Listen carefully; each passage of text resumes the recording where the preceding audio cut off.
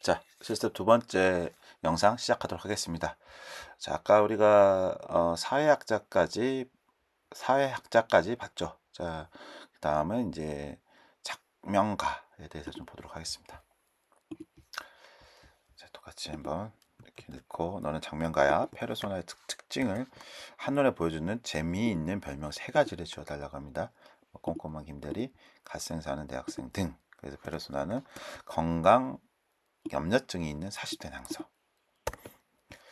사실 이제 여러분들 그 명리학이라든가 이런 장명 이런 것들 예전에는 뭐 그 사람 사주 보고 이름 짓고 이런 걸 많이 했잖아요. 지금도 장명서가 많이 있는데 요즘 명리학적인 분석은 AI가 굉장히 잘합니다. 굉장히 잘하기 때문에 특히 이제 이름 짓고 이러는 거 그럼 굉장히 잘하겠죠. 내 사주를 넣고 그 사주에 맞게끔 장명을 해달라고 하면은 얘가 굉장히 잘해줘요. 추천도 잘해주고 음양 오양에 따라서 이런 것들이 다 가능해요. 자, 그래서 볼까요? 이제 캐릭터 네이밍 했더니 건강염려증 40대 별명 레포트 페르소나 분석 신체 변화가 느껴진 40대에 접어들어 사소한 증상에도 민감하게 반응하여 영양제와 자가 진단에 몰입하는 캐릭터래요. 자, 걸어다니는 1인 약국 재밌죠? 알약 부장님. 두 번째 이제 구글링 전문의 방구석 닥터 김씨. 요즘 사실 이런 게 좋죠. 구글이나 이런 것들이 구글이나 유튜브 이런 게 많이 올라오잖아요. 세 번째 이제 불로장생 유망주 인간의 종합번지 세터. 재밌죠? 네. 그래서 이런 뭐 네이밍이라든가 내가 알고 싶은 운세라든가 이런 것들도 여러분들 생년월일을 넣고 명리학적 사주 관점에서 이렇게 물어보면은 아주 디테일하지는 않더라도 좀 좋은 얘기를 많이 해주겠죠, 더. 근데 그럼에도 불구하고 도움이 되는 경우가 많으니까 그런 거 궁금하신 분들은 뭐 그런 쪽에 가지 마시고 AI한테 물어보시는 게 그걸 추천드립니다. 뭐 저는 사실 이제 최근에 그런 이런 쪽으로 음양 오행하고 뭐 주역이라든가 명리학도 좀 했었고요. 명리학은 이제 제가 이런 사람들의 데이터를 학습하기 위한 거죠. 사실 그 사람의 명식을 보고 계속 수없이 해석을 해보면서 뭐 명리학이라는 거 이런 거 이해하려고 했던 게 많았던 것 같아요. 어떤 사람을 이해하려고. 그래서 한 1000명 이상을 했는데 사실 그 명리학으로 사주를 놓고 어떤 이제 사주를 해석하는 방법들이 좀 있거든요. 일단 뭐 합과충을 보고 일주를 보고 내가 태어난 날이 나의 중심이 되는 거거든요. 뭐 그거를 보면서 이제 부모님으로부터 영향받는 거 월주, 그다음에 뭐 조상으로부터 내려온 거를 이제 연주, 그다음에 아이들과 관계된 건 뭐 시주 이런 식으로 봐요. 그래서 뭐 초년에는 뭐 옛날엔 60을 기준으로 했으니까 15년은 그 가문이죠, 조상. 그래서 이제 금수저 이런 거잖아요. 그런 영향을 받고 그다음 이제 부모의 영향으로 있는 15년 동안은 일단 그뭐 공부하는 게 보통 한 30대까지는 옛날에는 자립을 잘 못하는 경우가 많았잖아요. 그래서 부모의 영향으로 많이 받는다. 그리고 이제 30대부터 45세까지는 내가 살아간다. 그리고 그 이후에는 이제 아이들이 어떻게 잘 되는 것에 따라 나도 노후가 결정된다. 옛날에는 그랬겠죠. 그래서 이제 그런 거를 어떤 한 가족을 놓고 봤던 거예요. 그래서 아이의 시주가 좋으면은 시주가 좋으면 아이가 좋은 거잖아요. 아이가 좋다는 얘기는 옛날에 어떻습니까? 부모를 모시는 시대였잖아요. 그러니까 나도 굉장히 좋았다 이렇게 해석했는데 이제 그거는 이제 옛날에 조선시대 얘기고 지금 같은 시대는 명리학에 디테일하게 보기가 어려워요. 왜 그러냐? 옛날의 명리학 기준은 뭐죠? 불과 뭐 200년 전만 해도 우리가 사람들이 한 곳에서 태어나면은 그때 이제 신분제가 있었잖아요. 뭐 평민부터 뭐 상민 그다음에 뭐 이렇게 쭉 있어가지고 한번 태어난 신분을 극복하는 건 거의 불가능했잖아요. 그러니까 내가 아무리 사주가 좋다 한들 사주가 좋으면 어떻게 되겠어요? 그러면 이제 반역하든가 이런 일이 있었겠죠. 그러니까 뭐 그런 게 의미가 없었던 거예요. 그리고 이제 그 지역을 안 떠나잖아요. 웬만해서는 뭐 멀리 떠나지는 않기 때문에 그 지역에서 어떤 연도에 태어났어. 그럼 그 사람들이 비슷하게 또 성향이다. 맞지 않습니까? 그러니까 그런 게 별로 굉장히 그 딱 정속돼 있기 때문에 그 안에서 그 사람들의 운명을 대충 보기가 쉬웠던 거죠. 대충 어느 정도. 근데 요즘 같은 데는 어떻습니까? 초개인화되어 있는 시대잖아요. 그러니까 사주 가지고 맞추기 쉽지 않아요. 그리고 또 한 가지 그래도 이제 또 사주를 정확하게 보면은 도움이 되겠죠.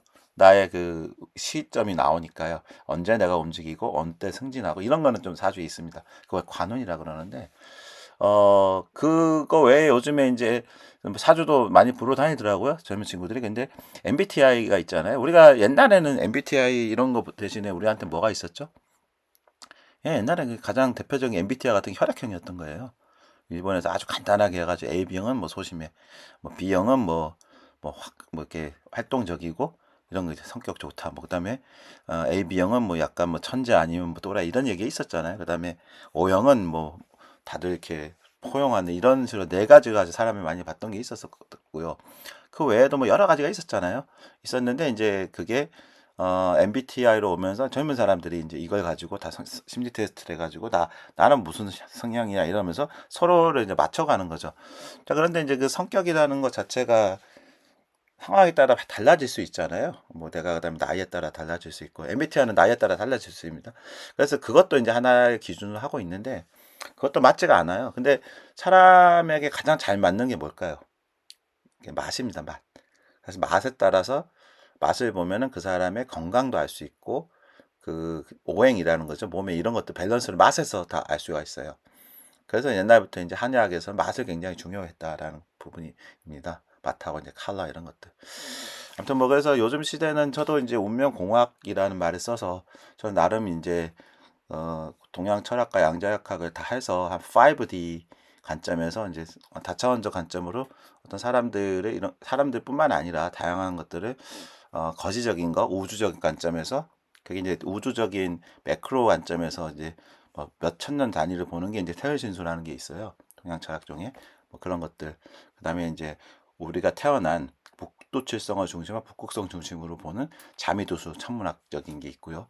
뭐 그거에서 이제 이게 시공간을 놓고 매트릭스를 만들어서 우리가 언제 나아가고 언제 물러나고 언제 그 둔갑 숨어 있는지를 나타내는 게 이제 기문둔갑이라는 거 제갈공명으로 유명하죠. 적백대전으로 뭐 그런 것들. 그다음에 이제 이 시점에 이 초 단위로 뭐 투자가 될 것이냐 어떤가 이렇게 보는 학문이 유기막이라고 있어요. 굉장히 이건 마이크로한 학문이고 그거를 이제 일본에서 어 그런 학문을 종합해 가지고 어 거의 뭐 다 뭐 기문둔갑, 주역, 명리학 이런 거 다 적용해가지고 만든 학문이 이제 구성학이라고 있는데 이게 일본에서는 100년 동안 아주 유명합니다.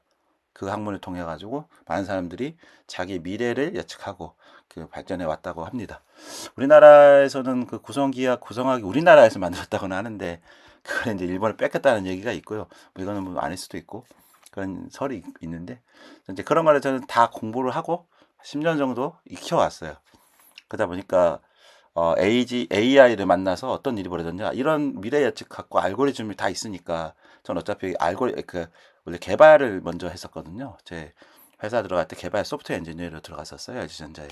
그래서 이제 개발을 해서 이런 관점으로 바라보게 되니까 이게 우리 운명도 해킹이 되겠다 이런 생각이 들더라고요.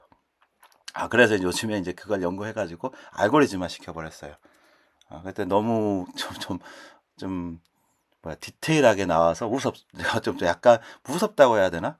뭐 그 정도 수준까지 와서 지금 이제 그거 관련된 책들을 지금 제가 에디팅하고 있어요. 예전부터 정리해 놨던 것들을 뭐 주역 관련 책 뭐 10권, 뭐 어때 이런 명리학 관련 책 뭐 몇 권, 그다음에 이렇게 자미도수 관련 책, 그다음에 기문dun과 관련 책, 뭐 유김학 관련 책, 태열신수 관련 책, 이거와 이제 황제내경 관련 이런 옛날에 했던 것들을 다 이걸 에디팅하고 있는 과정입니다.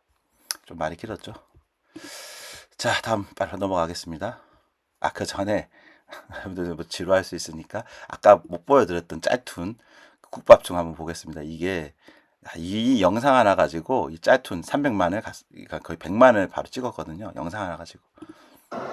야, 배고프다. 뭐 먹을래? 따끈한 국밥 한 그릇 어때? 국밥 어제 먹었어. 어제 국밥 뭐 먹었는데? 돼지국밥. 그럼 오늘은 소머리국밥 먹어. 나 소머리국밥 싫어해. 그럼 순대국밥 먹어. 아이, 미친 새끼가 전세계 국밥 못 처먹고 뒤졌나?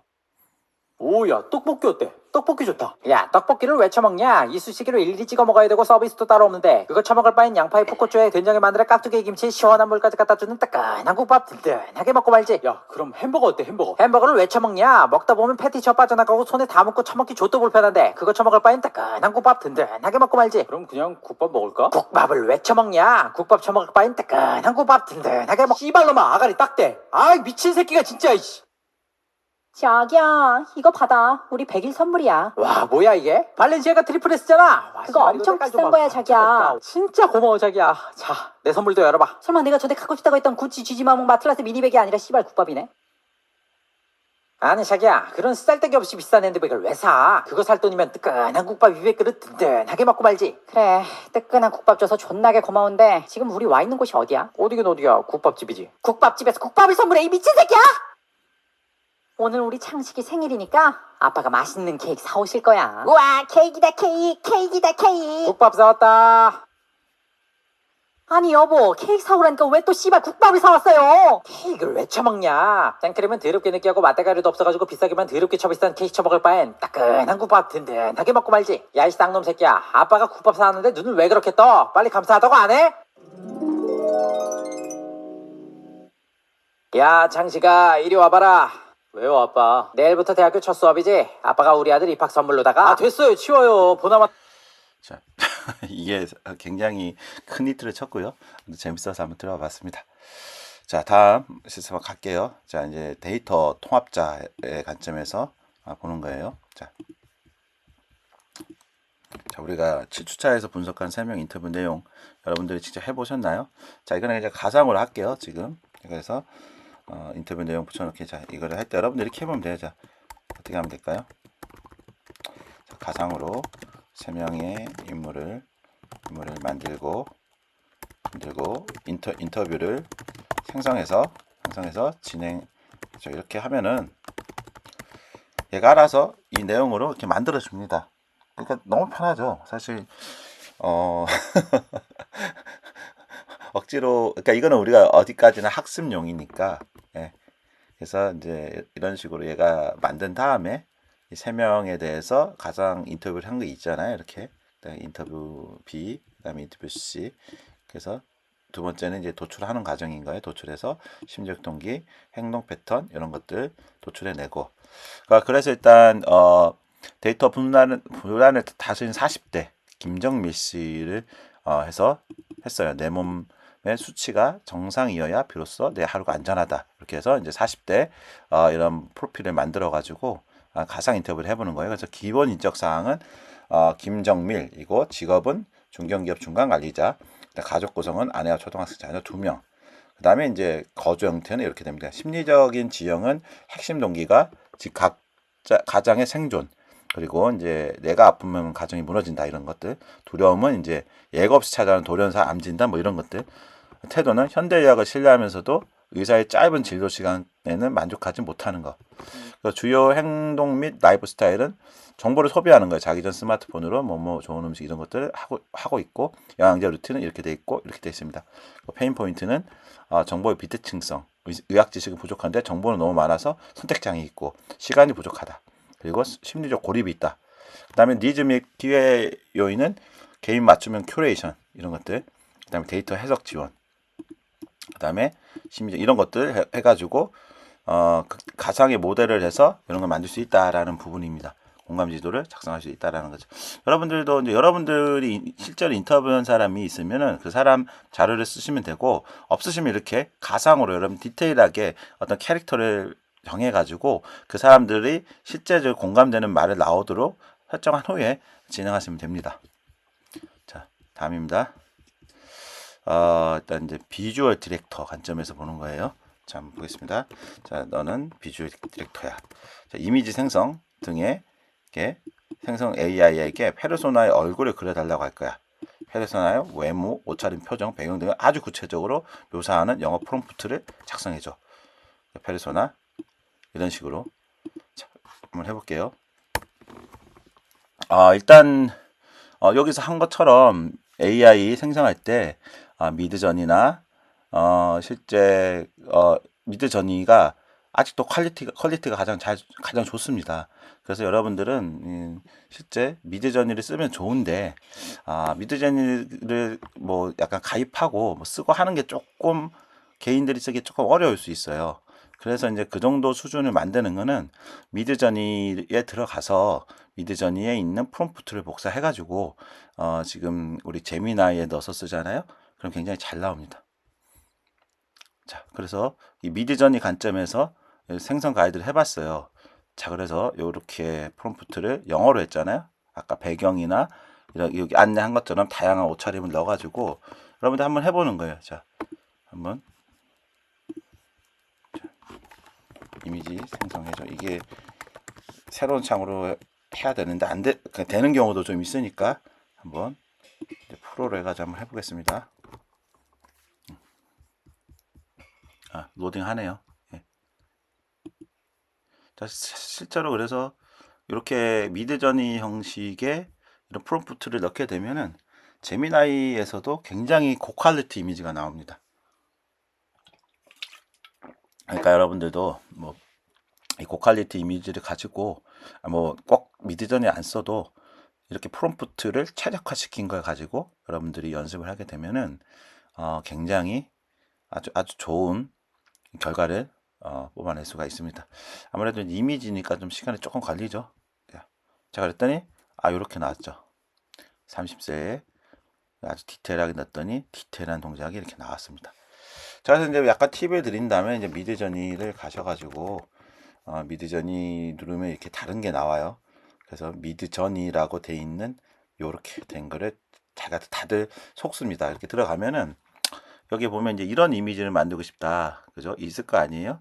그리고 이렇게 클릭해 보면 오른쪽에 이 프롬프트가 되는 거예요. 프롬프트가 그러니까 우클릭하면 카피 프롬프트 텍스트가 있어요. 딱 누르고 와서 자, 이렇게 한번 눌러 보실게요. 그럼 어떻게 될까요? 이 형식을 그대로 가져와서 나노 바나나가 써요. 그런데 이 퀄리티가 거의 미드저니하고 동일하게 나옵니다. 그 얘기는 뭐겠습니까? 이미지를 생성할 때 정말 이 프롬프트를 최적화된 값을 가지고 했을 때는 결과가 완전히 다르게 나올 수 있다라는 얘기겠죠. 근데 여러분들은 아마 이렇게 안 해보셨을 거예요. 이미지 만들 때. 그러니까 항상 보면은 어디서나 볼만한 그런 이미지가 나오죠. 아마 그랬을 거예요. 그래서 사실 이거는 얼만큼 내가 최적화를 시키느냐에 따라서 결과가 완전히 달라집니다. 그래서 AI는 내가 아는 만큼 엄청 잘 나왔죠. 아까랑 완전히 다르죠. 그죠? 아는 만큼 쓸 수 있어요. 그리고 내가 이거를 많이 최적화 시켜 본 만큼 할 수 있죠. 그런 거를 빨리 하려면 어떻게 잘 된 걸 이렇게 가져다가 쓰시면 됩니다. 이런 것들. 이런 거 웬만한 게 완전 똑같지는 않아도 이제 특히 이제 카툰 같은 거 이런 거는 이렇게 여기서 똑같이 이렇게 복사해서 이렇게 넣게 되면 굉장히 좀 잘 나옵니다. 특히 이제 미드저니에 있는 카툰 요 문법을 갖다가 이게 문법이에요. 동영상 문법인데 이 문법이 굉장히 최적화되어 있어요. 사실 얘네들은. 그래서 이거를 이렇게 잘 만든 사람들 거 갖다가 뭐 여러분들이 쓰고 있는 제미나이나 GPT나 뭐 여러 어디든 이걸 넣었을 때 공통적으로 좋은 결과를 얻을 수 있다라는 부분은 명심하시기 바라겠습니다. 그래서 결과가 잘 안 나오는 거는 나의 프롬프트 최적화가 실력이 많이 낮다라고 생각하시면 되고요. 이제 조금씩 해보신 분들은 굉장히 좀 다르긴 한데 그래도 굉장히 좀 퀄리티가 좋게 나오죠. 좋게 나옵니다. 그래서 그렇게 활용하시기 바라겠습니다. 자, 마지막으로 이제 이번 주의 과제인데요. 그래서 9주차 과제로 페르소나 프로필 카드를 만드는 걸 연습할 건데 여러분의 서비스를 사용할 핵심 고객 2명이에요. 주 사용자와 구매 결정권자의 상세 페르소나를 완성하세요라고 되어 있습니다. AI가 생성한 이미지와 가상 인터뷰 내용을 반드시 포함해야 된다라는 거죠. 그래서 이제 페르소나 정의는 이렇게 하고요.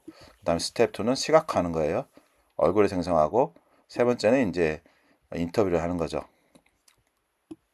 그래서 이제 같이 하면 좋은데 자, 일단 그냥 요걸 가지고 한번 해보세요. 그리고 이미지는 꼭 한번 만들어 보세요. 그래서 일단 역사에서 여러분들 같이 해보겠습니다. 자, 여기 보면 이제 내가 만든 페르소나 제안하는 나의 솔루션에 대한 너의 입장을 솔직하게 얘기해줘. 자, 그래서 일단 위에 페르소나를 할게요. 위에 여성 이미지를 나의 페르소나로 해주고, 자, 나의 솔루션은 저는 한 번 바르면 주름이 없어지는 없어지는 화장품이야. 야, 이 부분에 대해서 까다롭게 질문해줘. 이렇게 할 수 있겠죠? 자, 여기를 꼭 바꾸지 않아도 그 다음 줄에서 바꿔도 아무 상관이 없습니다. 자, 그러면 위에 이제 만들었던 페르소나가 있죠. 저 그 이미지의 페르소나를 보면은 얘가 알아서 좀 추측을 할 거예요. 이제 추측을 하고 그거에 대해서 이제 여기서 결과값을 주게 됩니다. 그래서 그 결과값을 보게 되면은 아래에 이제 결과가 나와 볼게요. 예. 네, 그래서 이미지를 바탕으로 하고 있죠. 구체화하고 제안해준 기적의 주름 개선 화장품에 대해서 이런 걸 주고 있습니다. 그래서 일단 23세 마야의 원터치 주름 지우개 이렇게 돼 있죠. 페르소나 만들어졌죠. 그래서 이제 한 번만 바르면 이게 없다는 거 잘 읽어봤고 이거 사기 아니냐는 강한 의심이 든다. 그래서 이런 것들이 있다. 그래서 사용성 성분 해가지고 대체 뭘 넣게 한 번에 퍼져요. 이러면서 이런 문제를 꼽고 있고 가격 및 타겟에 대해서도 이렇게 하고 있죠. 그리고 마야 최종 코멘트는 기획자는 이 솔루션이 진짜라면 노벨상감입니다. 하지만 지금 이 문구 그대로 인스타그램의 틱톡 광고하면 요즘 똑똑한 소비자들에게 또 인스타 과대 광고템이나 하고 조롱받기 좋아요. 그래서 저를 설득하려면 시술 보톡스 등 대비할 가격 경쟁력과 피부과 테스트를 통과한 무자극 인증과 무보정 이런 것들을 해줘야 된다라는 부분입니다. 자, 여러분들 요거는 제가 하는 것처럼 예시를 페르소나를 만들어 달라고 해도 되고 여러분들이 페르소나를 직접 입력해도 되고 저처럼 이렇게 캐릭터를 가져다 이미지를 넣어가지고 이걸 페르소나 만들어도 됩니다. 자, 그래서 12주차 9주차죠. 죄송합니다. 9주차 요걸 가지고 한번 여러분들이 동일하게 한번 해보시고 과제를 제출해 주시기 바라겠습니다. 자, 9주차 실습 두 번째 영상 마치도록 하겠고요. 다음 10주차 영상에서 다시 찾아뵙도록 하겠습니다. 감사합니다.